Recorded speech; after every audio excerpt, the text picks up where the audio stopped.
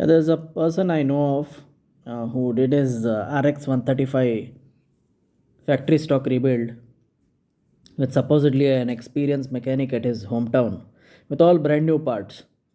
The next audio will be playing, you can just listen to it. What I want to say is that, it's not just the parts that make the build to its perfection. Okay, experience counts. The technician who is working on it, that depends a lot. Okay. Anyways, let the audio do the talking.